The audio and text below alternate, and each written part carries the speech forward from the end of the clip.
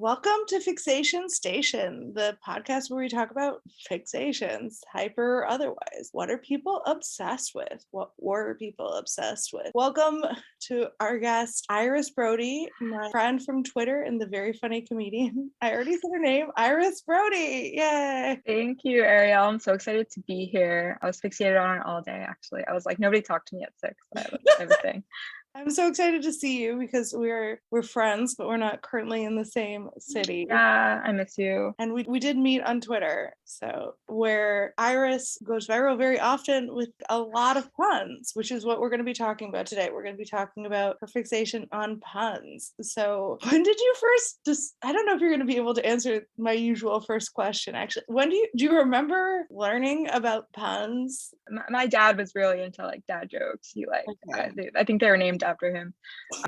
So growing up, he was like point them out, and they're not like as advanced as mine, maybe they were just I was a kid, but I always thought they were clever. And then I think I was always kind of really into them. I always really liked them, listening to music, and not even like puns, just like wordplay in general, and just switching stuff around and like making it something else. So I was always really fun and like funny and stuff. It's like fun to do. I think I really got into it, or really my brain didn't wire in the way that it is now, where it's like they're always popping into my head until like college, when I was 18 or 19 maybe. And I think I was just kind of shy, and I always just kind of thought these like random things, but I had people to kind of play off of. So I'd make a pun, they'd make a pun. It do the pointing thing, like, do you mean that's wonderful? And it was cool for that. And then it kind of became like a game. There's a little bit of a rush that comes when you just think of something so on the fly that it works out like so well, and I liked that. And I always really liked puzzle games. So I think just in my head now, when I hear things, immediately I'm like thinking of the synonyms and the word placement and how it can be used and other things, not cognizantly, like not like on purpose. It's just always happening, pops into my head. Yeah. So I think maybe when I was like 18, I first started exploring, or I guess just fostering, that sort of fixation that I had and letting it fly. Yeah, because not to brag, but again, we are friends in real life, and like, she is you'll be in the car, and then all of a sudden she'll just like have the perfect pun. It's really like a spectacular thing. I do want to circle back thing about music, because it sounds like you're like a lyrics person too. Yeah, absolutely. That's like rap music is actually phenomenal at wordplay and puns like that. And for some reason it doesn't get, it doesn't seem as uncool when it's in rap lyrics, but when you're cracking a zinger, it's pretty uncool. The word zinger is very uncool by nature.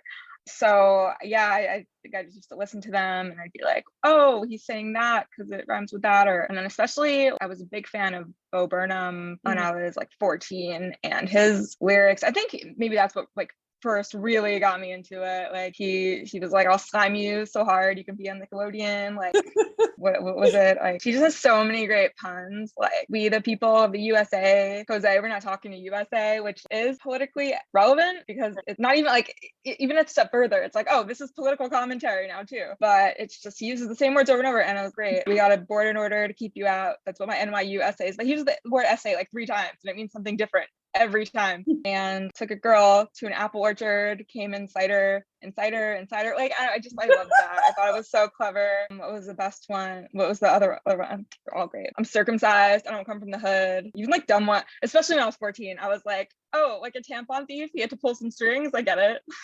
Like, that doesn't even make sense, but I loved it. Like, so I was like, you are pulling strings if you were stealing a tampon, and pull strings when you want to finesse something. So I think that, especially because that was just a bit more fun, and like, fun to sing along to. And I know his stuff has like kind of like transcended like past those wordplay and stuff now, and he's an amazing artist and a genius and stuff, but that's really just like where it started. I just loved his stuff so much. Like, they just pop into my head sometimes. Yeah, I discovered him later, but yeah, Bo Burnham is talented, I guess. Yeah, like a lyricist. News. Yeah. Did you? I don't know. I want to ask this question, so I'm going to ask this question. Ask it.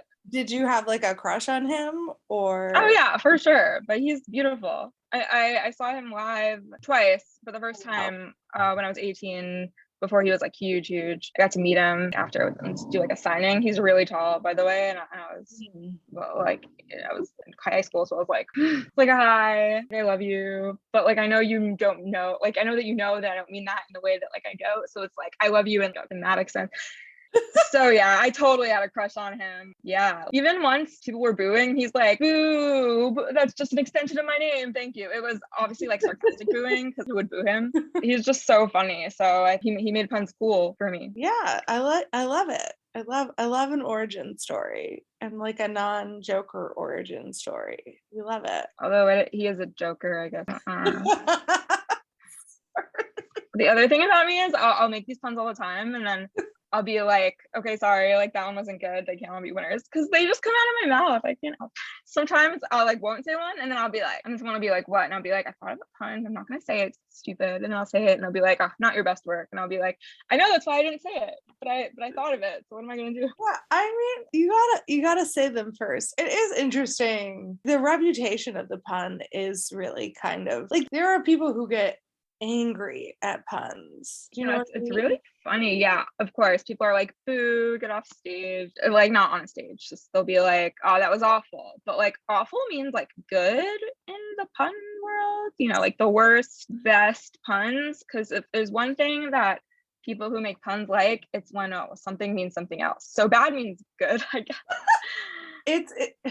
This is like a very side note and also like incredibly topical, but like okay, the word cool, like usually slang becomes uncool really quickly because the younger people are like making fun of the people who are just like a little bit older than them, like Yeah. you know, Gen Z and millennials. But cool has always just like meant cool. There was a Paris Hilton interview about NFTs with Jimmy. Oh, I saw that.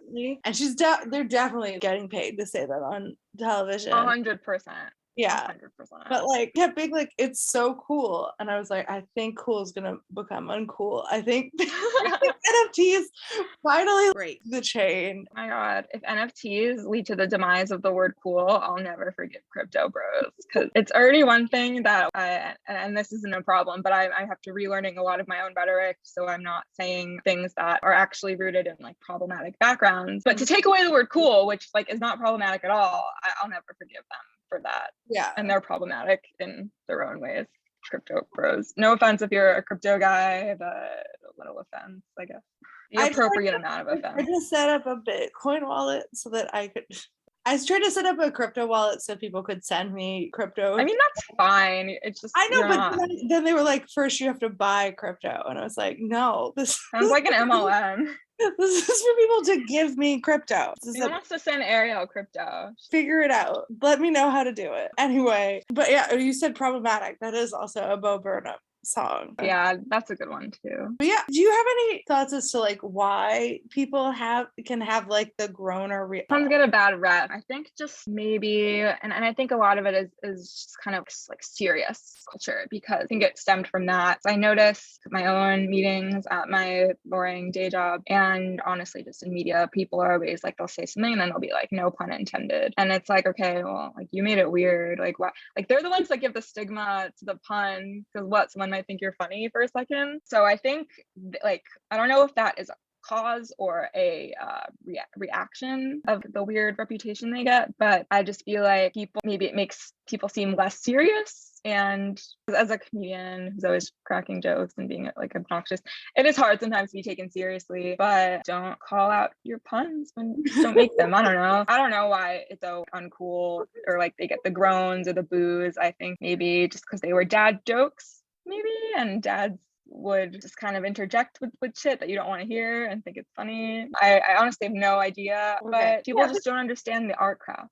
Because like I think even within comedy, and like there are so many like fucking bullshit comedy rules, and like none of them matter, but a lot of comedians look down on puns, and I think puns are hard. Like to write a new pun, I'm like really in awe of how often you do it, because you think about it, Thank you. You know, these words, we're not using that many new words, so it's difficult to really surprise someone with a pun, and you do it like all the time. This is just called the Iris. This is just me sucking up to Iris. This is the whole podcast. We love it. That's what the podcast should be called.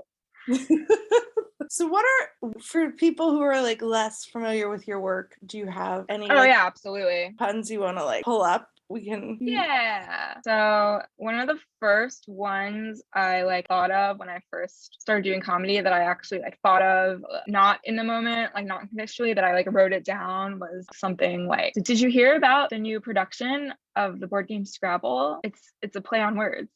Which I like that one because it's a play on it's and then I had another follow-up to that was like, did you hear they're making a movie about the game Jenga? It's supposed to be a blockbuster. And I need a third one. I haven't thought of one yet. It's been years. So if you know one. I know one else. I mean, so what are there some other board games? I don't know. Sorry.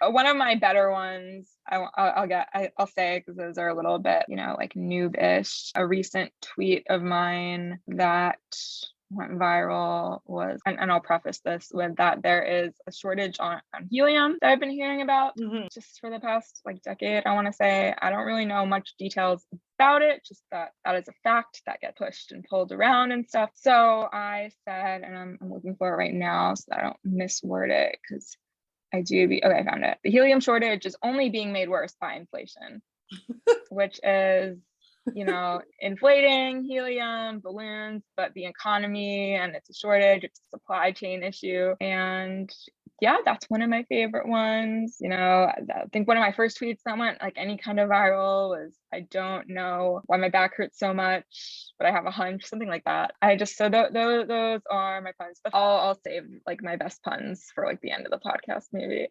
I actually meant to look some up before the podcast, but I have ADHD and I forgot.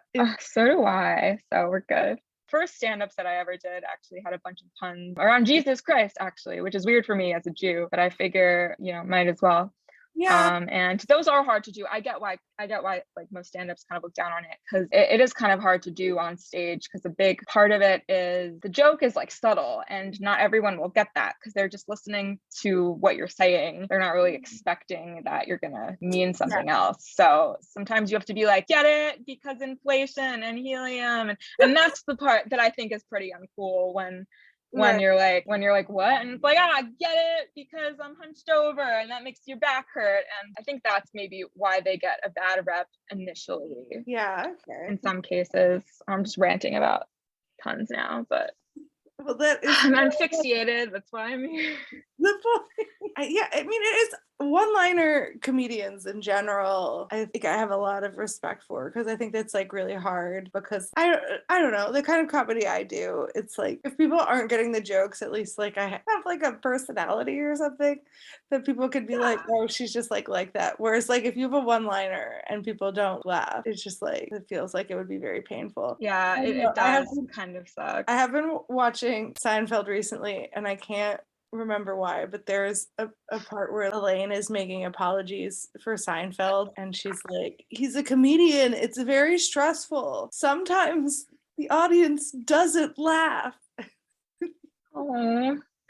All because like it sounds part of it. Yeah, but I mean, like it feels like that's such a low stakes thing, but also it is. I don't know, it's kind of scary when people don't laugh though, because then you're just standing there and you're pausing for laughter and there's no laughter, and you're like, I suck at my job or hobby or whatever.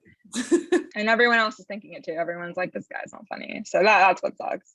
When I was starting out, one thing that like, when I was finally writing jokes that would like click with some audiences but not others, I remember being like, it's so frustrating because these people who are like seeing me do this material think I'm objectively unfunny, but really this is a subjective thing, but like really in my head about it. I'd be like, no, I don't think anyone thinks you're unfunny. Other people think I'm funny. They think these same exact jokes are funny. I promise. But yeah, it really depends on your audience too. Yeah, I think some people just like hate like about wordplay stuff. I will say it is easier to do like written down, because some of them are just very visual and don't really work out like phonetically, and trying to force it, I think people are, you should never have to like force the joke and never like have to bell. Yeah, exactly. Because see, the words sound different, but they're spelled the same way. Yeah, it's hard, and I that's kind of how I think, and like I'm a more of a visual person, so yeah, I guess that's just why it's easy for me to put them together. But yeah, also I know people that are like no pun intended. It's first of all, nobody would have even realized if you didn't say anything about it. It's like, oh, no pun intended. Don't worry, I didn't think you were funny for a second. Oh no, like I love oh man. Like, intend your puns, you coward. You get but one life to live. Iris is out of People do that in meetings a lot. I'm always in like a side chat being like, he should have intended that pun. Now I'm just looking down on him. Do not say no pun intended in front of Iris. This is what I'm learning. I mean, like, you do you. If it really is no pun intended, sometimes it's like, oh, I didn't mean to do that. That's more fun. When you're like no pun intended, it sounds like you're disproving of the concept of a pun. Right. And I think it's very old. It's an ancient practice, I feel like, puns. Exactly. Like Shakespeare, I'm sure, did them. For 100%. I can't think of any off of the top I of my head. can't think of any. But I know for sure that he did. You know who's great at puns? Nicki Minaj. Nicki Minaj. She is great, or I don't know, puns, wordplay, whatever. She is a great lyricist, and I just and you know, I'm also pretty good at puns. I just never see myself getting the same kind of clout as her because I can't spit like her. Obviously, it's like it's just interesting. Like it's just so cool for some people, and then in other contexts, it's like that's annoying. Like stop. I do feel myself kind of getting on people's nerves sometimes, but I'm always like, like a nerf getting on your nerves, like a nerf like a nerf gun, like a nerf suction cup gun. And it's like I never do ones like that are like don't make sense, but sometimes I feel like that's how it comes off when I just kind of like quip them. People are like, oh, shut up. Yeah. Okay, let's talk, because I think a lot of rappers are also very funny. Definitely. I think they are cooler than comedians. I mean, I think that's objectively. Well, that's why I really like songs that are cognizant of like the humor there. So I know Bo Burnham's a comedian, but Lil Dicky, I feel like has a lot of humor in his songs, and I can't really think of any right now, but I'm sure there's like some wordplay in there. And yeah, oh, you know, it's a great pun song, Semicolon by The Lonely Island. They said, if Miss Moore married Josh, Demi Brolin. And it's like, and then it's like a comma and a motherfucking dot, semicolon.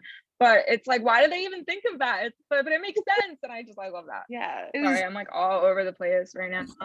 You got me all jazzed up.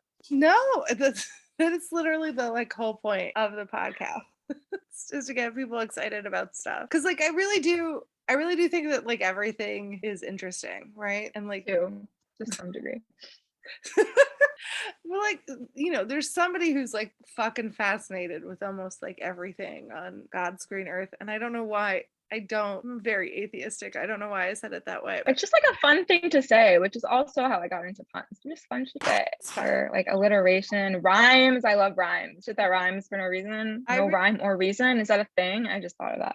Write it down. Okay, so we got Nicki Minaj, we got Bo Burnham, we got Little Dicky, who I have a real cultural blind spot for like hip hop, which I need to like rectify on some level. Yeah, it's not the music I listen to most either. This is a line though. I really do like Tyler the Creator, and I think he had this line. It's a motherfucking paradox. No, it isn't. That I think about all of the time, and it probably is not. That's probably not verbatim what he says, but listener, that's not the line from Yonkers, by the way. The line is, I'm a fucking walking paradox. No, I'm not. Just thought I'd add that because that's better. Tyler the Creator is a better rapper than me.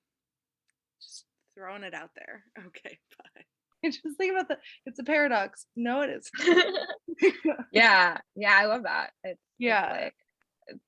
I feel like part of it also, there's a really big, what's a better cooler way of saying return on investment? It's just we get just like rewarded for just like knowing words. I feel like it really makes me not feel like smart, but it's kind of just like I'm in the loop. Like I know what a paradox is, and I know why it's funny that there isn't a paradox. That you say that, you know. No, I mean it is wordplay, right? It's like playing. Yeah, I love wordplay. Yeah, and language is, I do think, a fundamentally ridiculous prospect. It's so ludicrous that I'm sure he's got some good puns too. I'm sure he does, but it's so ludicrous that we were just these creatures who were just like trying to like be, don't eat those berries, they're like poisonous, and now we're trying to think of an example of a pun, but like the fact of the matter is it's just so ridiculous that we like exist how we are now, and that huge part of our development to being these like complex beings is language. And so it's just kind of like a cosmic joke. Am I am I getting like too in the weeds about it? No, I think I maybe missed a part because I was looking at puns from rappers. Cosmic joke to who exactly? Well, no, okay, I just think like also just like we were both like we have ADHD, and then I was rambling and you weren't listening to me. And it's just like I love it. It's perfect. Oh no, I just think language is It is amazing that we've developed it and can it's just communicate. it's just so crazy that we even exist, and that we're like using all of these words, and that like sometimes they sound like I think it's just funny. It is really funny. That's why I love puns. It's just like, how do you feel about it when people are like, it's so funny? I'm like, okay, yeah, you're right. Sometimes. So that's the thing about being the punny person, is everyone's always like, jokes are awful. But who do they run to first when they think of a pun? They're like, Iris, you'd love this. I thought of this the other day. Isn't it funny? Or at my job right now, I work at a tech company and been there for a bit. And the Slack culture, we use Slack to communicate. It was like very fun and playful, and we'd have emojis and stuff. So someone made an emoji of me, and every time someone like made a pun or a wordplay or a dad joke, it would get reacted to with the Iris emoji, because it's like, oh, that's a pun. Like, I don't know.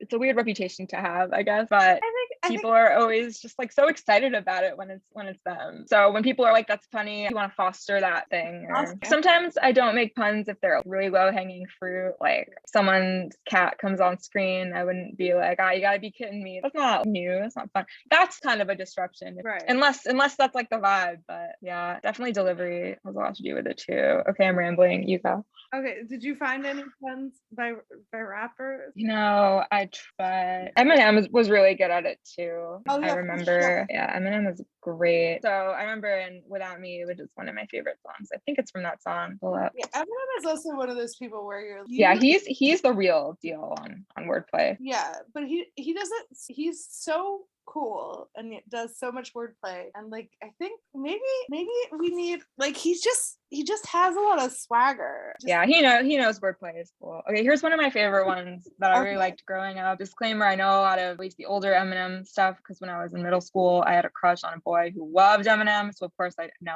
everything about Eminem up until like 2009 when I stopped liking him.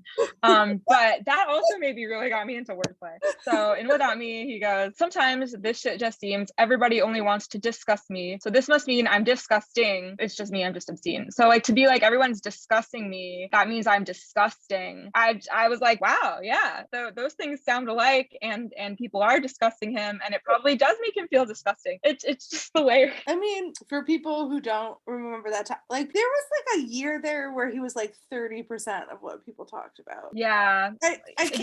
People were discussing him. Yeah. I mean, it was, there were a lot of Slim Shady. Like, that's why he had to write that song, that he was the real one, because identity theft is not a joke. But it is funny that songs can like engage in wordplay and still be maybe cooler than the way people think of like, say, like an average dad joke, even though it is like fundamentally it's just wordplay. But then when you get into full on, I'm going to preface this by saying I really like a lot of musical comedy, but the reputation of musical comedy, not the best, not as cool. If music's the coolest, then there's comedy. Yeah. I love it. I love it. Please, Garfunkel and Oates. Oh my god, I love Garfunkel and Oates. Yeah, please. They're great. I don't know, do something. Usually I say hire me, but like I can't sing. But I just really want them to do a show on the East Coast so me and my roommate can go. We've been loving them. She also is really good at puns, and we've been friends since my freshman year of college, so it definitely helps foster that too. It really helps to have like people who appreciate them that can go like back and forth with you. Like my mom's, like English is not her first language, it's her third language actually, and she's lived lived here for over 40 years now. Her English is like fine. It's like great. She still has an accent, but like she doesn't really get the like nuances of wordplay sometimes where other people are maybe like akin to it. So like it's not like I was really like fostering that at home. My dad's really into them. He knows lots of puns, but when like make a joke, then it would kind of fall on like deaf ears, of not in like a mean way, just kind of in like a, you know, it's not her first language way. But when you have someone you're bouncing off of, it's just so much fun. You just keep going. That is true. As someone who I am like currently like in Amsterdam, and I've been very weird about being back here. But anyway, it is sometimes like, as someone who like did comedy for like a long time, I remember, okay, a lot of layers as to why this didn't translate, but I remember one time I was doing improv, and there was a scene I wasn't in, and there was like an American and a Dutch woman. The Dutch woman was giving the American woman cheese, and the American woman was, "It's so Gouda." And then And that is so awkward when you're the one saying it and probably also hearing it. Yeah, but also in the Netherlands, in Dutch, where Gouda is, that's not how it's pronounced. How's it pronounced? Gouda. Not to put you on the spot. Gouda? Yeah, but you roll the G. But but like say Gouda, and you guys are probably like, you're Gouda your mind. That's how you say it. But like the funny thing is like people in the audience got it, so this Dutch woman just like she was like, I guess like I know a joke is happening. I guess it was funny. So she just like kept slicing like imaginary good for her for like, knowing how to adapt.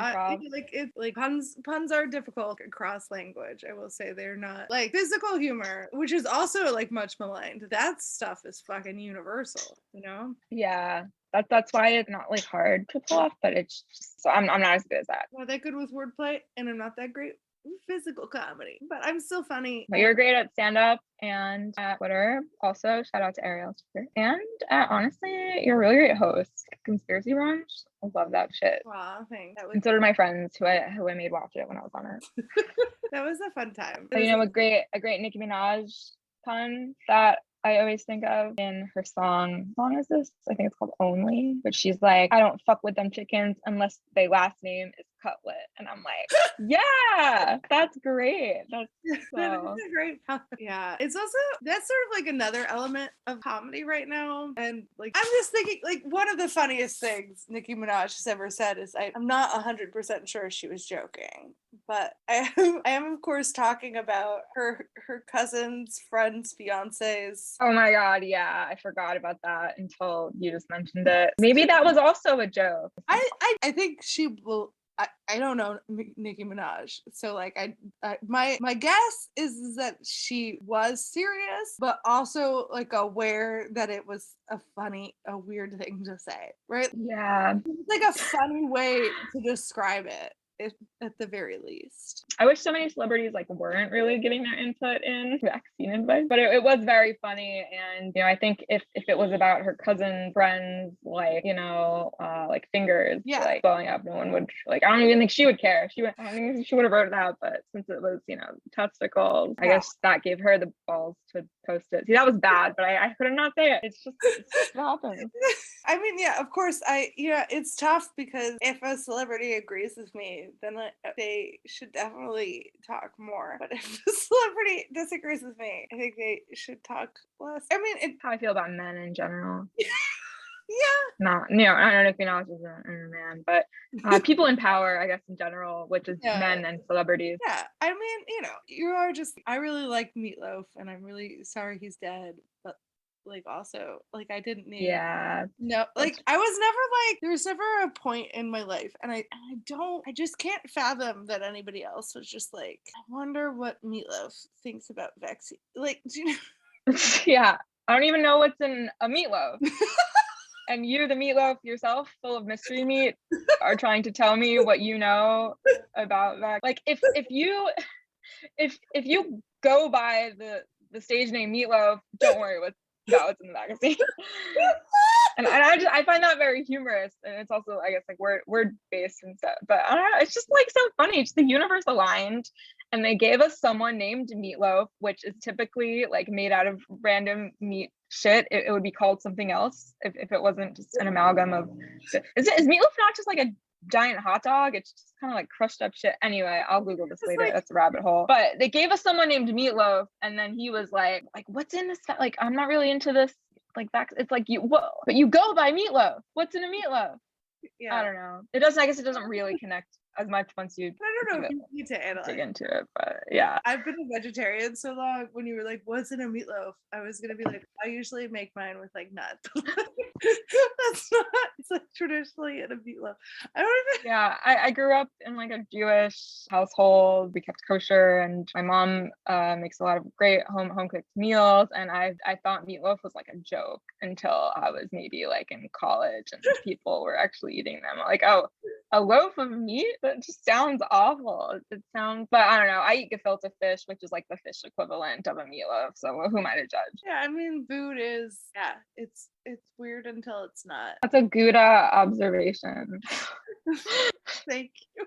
There is like food is also like really, I think, good for puns as well. Oh yeah, for sure. Yeah. Especially since so many foods are their names originate from other countries and stuff. Because that's a treasure trove. If you give me like like foie gras, okay, I can't think of anything like that. But if you give me escargot, what? Snails don't go fast. Like snails aren't. Cars go fast, but isn't it? I feel Shit like shit like that. I feel like you've like short circuited the pun machine because you're trying to like usually. Yeah, I can't try it. It has to it's come like- naturally.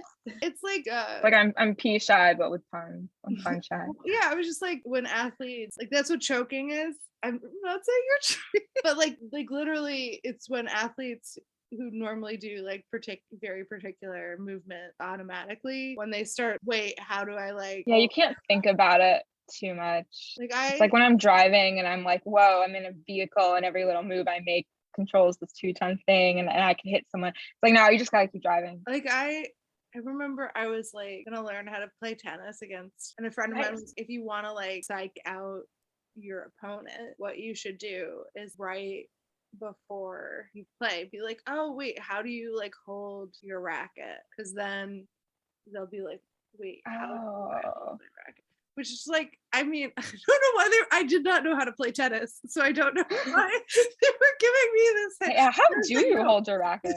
The person is going to teach me. Like, I'm not trying to beat them. Do not ask me that. I went to one lesson. You want to hear a tennis pun? I do. Okay, don't fuck it up. Okay, I'm really bad at tennis, and so I have a lot of experience with love. I like it. That's sweet. Thank you. Is it?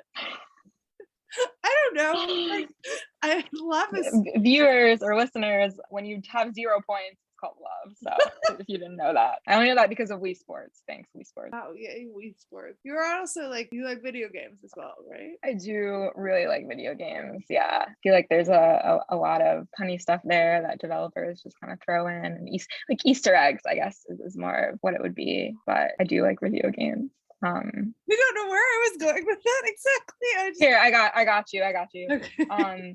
So one of my favorite franchises ever since before I could read even, this video game taught me how to read, is Pokemon. And they use so much wordplay in their naming, mostly like the naming of a lot of Pokemon, but also I remember when I was younger, I'd watch the like TV show and like every single episode name was a pun having to do with like the Pokemon of the week. Like there was one called Why Not, and the episode name was like why not, or something like that. And they're just really clever, a lot of the names. Like Also, of I course. can't think of like Psyduck right now, which is I mean I got it was a duck that had psychic abilities. I guess that's the right. Yeah. Well, I don't know why that's the only Pokemon I can think of right now. that's a good one though.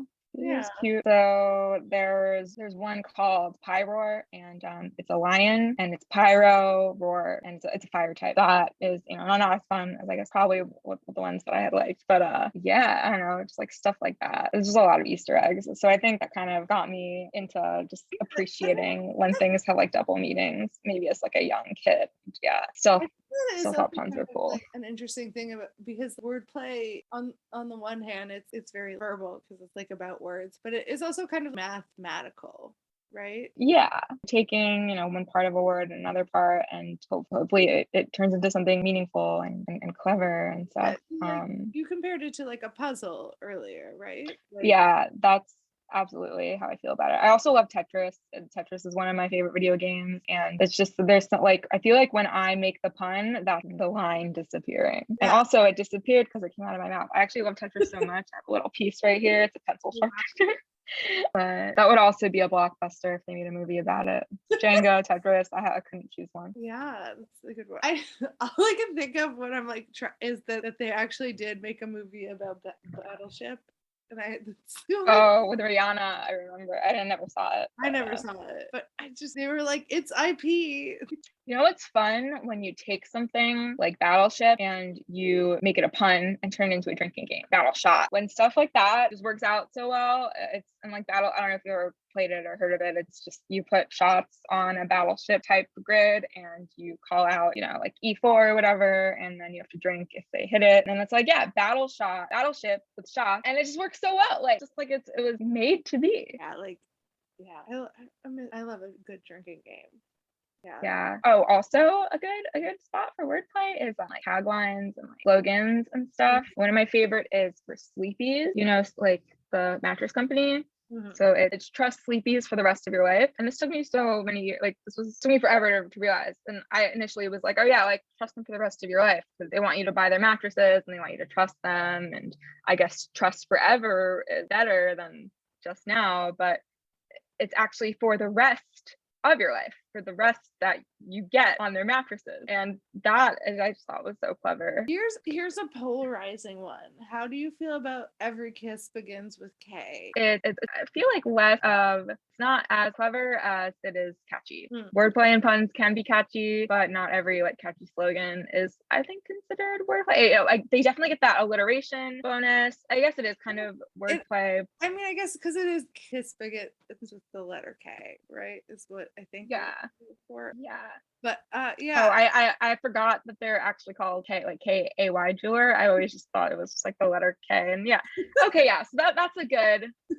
I wonder if they worked backwards where they were like, what should we name this? What does a kiss begin with? Let's do that. Like it is always so interesting. I feel like before 30 years ago, names didn't matter that much. And then there was less competition. Like you would start a tomato sauce company and you would just call it like Tomato Co. Yeah. And now it's like you gotta stand out. Oh, I have a side note about my villain origin story about puns. Please. Is that this will happen to anyone whose name is also a non-proper noun.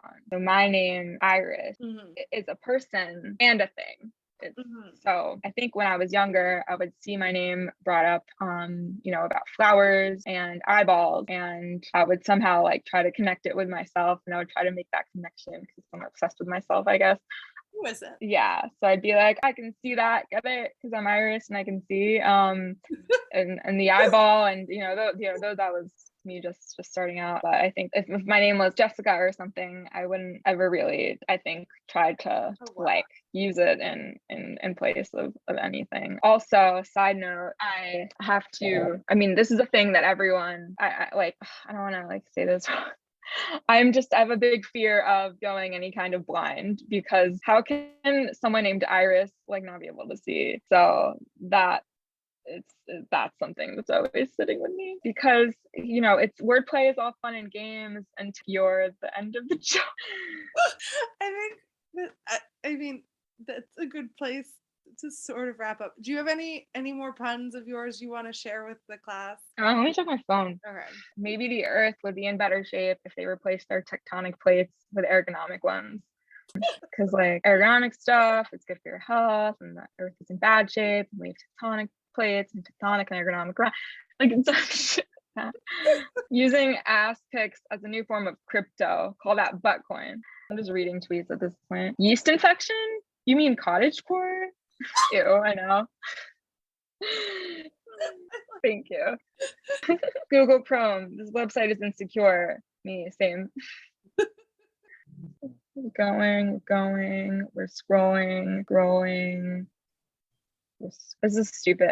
These are all stupid, but they're just so much fun. Like, please don't describe me as a raunchy comedian. I'm way more of a blue cheese gal, because like when I get wings, I don't. They give us ranch and blue cheese. I'm like, blue cheese only. Yeah, I don't know. I feel like the more I keep saying them, the less funny they'll be. So I really enjoyed yeah. that. Okay, tell everybody where they can find you. Sure. So you can find me on Twitter. My handle is at Jest Iris. So JEST_Iris. And that is kind of a wordplay because not only am I just me, Iris, but I'm a jester and I'm a comedian and it's just me. And yeah, it's kind of hard. It's maybe not the best Twitter handle because it's hard to kind of phonetically say, but it's JEST_Iris. And on Instagram, you can find me at jest.iris. And maybe by the time this is posted, my website, irisbrody.com will be up, but no promises. But if you, I own the domain name. So that might be around. And you can also find me in New York City. And yeah, Okay. that's me. You found me. I'm Waldo. Thank you so much. You were so funny and so interesting. And It was great talking to you. Miss you so much. I can't wait to let me know when you're around so you can hang out again. But yeah. I will let everybody know. And if you could just follow, subscribe, rate, and review this podcast on whatever platform you're listening to, that would be great. And you know what? Tell a friend about it. Have a great day.